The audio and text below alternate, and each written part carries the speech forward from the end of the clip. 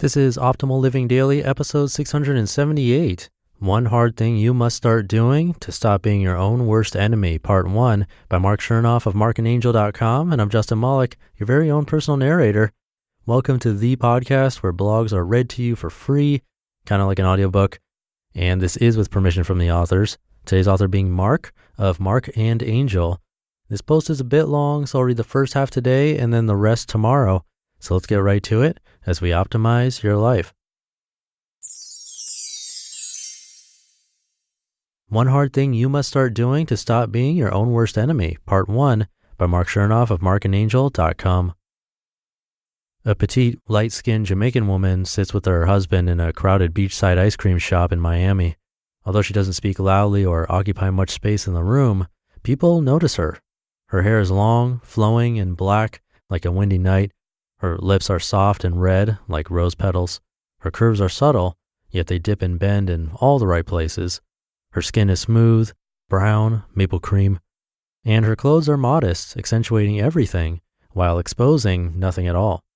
She knows why they're looking at her. "It's because I'm not white," she says. "It's because we're an interracial couple and they don't understand why you're with me." Her husband groans and closes his eyes. There's nothing he can say. They've already had this conversation 100 times before. He threads his fingers through his hair in frustration and watches as his chocolate ice cream begins to melt. 3 tables over, 2 Latino college kids eat their ice cream cones and check out the scene. As usual, they're not impressed. The women around here are too old, too young, too overweight, or, "Wow, look at her," the pimple-faced one says as he nods his head towards the Jamaican woman. The prematurely balding one turns around to look. "Oh yeah, she must be a model," he replies. "She's way out of our league, bud." "I don't think I should have to explain why this is so painful for me," the Jamaican woman continues. "The media portrays white, blonde females as the essence of beauty and perfection. My color is simply a genetic defect." A chubby Asian girl, about 12 years old, naively stares at the Jamaican woman while sipping a root beer float. Small tears stream down her face. "Daddy, why can't I be as pretty as her?" she asks her father. "It doesn't matter if you're physically faithful to me," the Jamaican woman says to her husband, "because with all these influences surrounding you, you're probably internalizing your deep desires for a genetically endowed female companion, and it kills me. Don't you understand?" "Please, honey, are you ready to go home?" her husband replies softly. She hasn't taken a single bite of her brownie sundae, and all of the ice cream has already melted. She sighs and stands up, weakly. 3 well-dressed white women in their early 30s talk cheerfully and sip Diet Cokes at a table near the door. They were all childhood friends at a local orphanage. When they were eventually placed in different foster homes, they lost contact with each other. This special reunion is their first time together in almost 20 years. "Did you see those 3 women by the door?" the Jamaican woman asks her husband as they walk to their car. "Wealthy women like that don't even appreciate how easy their life has been." Widespread feelings of inadequacy. It might seem a bit ironic, or perhaps even downright bold, that a white man would write a story about a beautiful Jamaican woman who was heartbroken and tormented inside by her self-image. But it's really not that ironic or bold at all. That Jamaican woman is a dear friend of mine, and she asked me to share a piece of her story with you today. Last night she called me in tears and opened up about how she desperately struggles with her inner demons. She told me she was unfairly judged and disrespected in the distant past, and that she's now allowing those past experiences to haunt her daily. "I've lost my inner compass," she said. "I hold on tightly to the shallow opinions of time-worn characters in my past that don't deserve any piece of me, and I've let their judgments become my own. More often than not, I'm the one judging myself these days. This is how I think. This is how I live, in a constant mental state of inadequacy. I am now my own worst enemy, and it's driving me and my husband crazy." And then, over the course of nearly 2 hours, through intermittent moments of silence and sobbing, she described that heartbreaking scene in the ice cream shop. Now, there are admittedly many ways to dissect my friend's story, but I want you to think for a moment about how her feelings of inadequacy relate to you in your life. Truth be told, all of us, to a greater or lesser extent, suffer in precisely the way my friend does. There isn't a person among us who doesn't have insecurities. Some of us are just better at coping with them, or perhaps hiding them. We worry about what other people think of us. We worry about our appearance. We worry if she'll like us. We worry if he likes that other woman.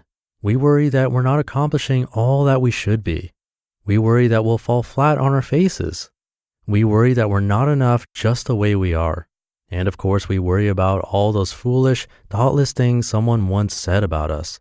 And social media, with its culture of getting us to seek constant approval with virtual likes and hearts, with its endless highlight reel of perfect bodies and epic travels, it only intensifies the problem. Think about it. How often has a lack of self-confidence or a feeling of inadequacy stopped you or someone you love? I would guess that for many of us, feelings of inadequacy have stopped us from stepping into new social situations where we might make new friends, new professional connections, or perhaps even meet the love of our lives. Being confident when we're communicating with people, changing jobs, starting a business, writing a book, practicing our art, or putting our good ideas out into the world. Sticking to healthy daily rituals like eating well and exercising because we failed in the past, proof that it can't be done, right? Learning something new and amazing like a new hobby or skill because there's a learning curve and we might humiliate ourselves. I've experienced all of that and then some. In fact, at an early age when I was just a freshman in high school and struggling to find my way, someone anonymously slipped a note into my locker one afternoon. It said, quote, "Don't let them get inside your head. You're not boring, nerdy, or weird. You're complex, creative, and far too sharp for their small words. And for the record, you are also infinitely more attractive than you give yourself credit for," unquote. Although I never discovered who wrote the note, I still have it sitting in my desk drawer to this day, and I read it sometimes when I need a reminder. Last night, I did my best to convey a similar reminder to my friend, but she wanted to know more. "How do I actually overcome my insecurities?" she asked. "How do I finally become okay with myself again?" The answer I gave was somewhat simple, but far from easy. Hear that in tomorrow's episode. You just listened to part 1 of the post titled, "One Hard Thing You Must Start Doing to Stop Being Your Own Worst Enemy" by Marc, Chernoff of Marc, and&nbsp. I'll finish the rest for you tomorrow. I've been lucky enough to have some sponsors lately, so I'll spare you from any promotional content.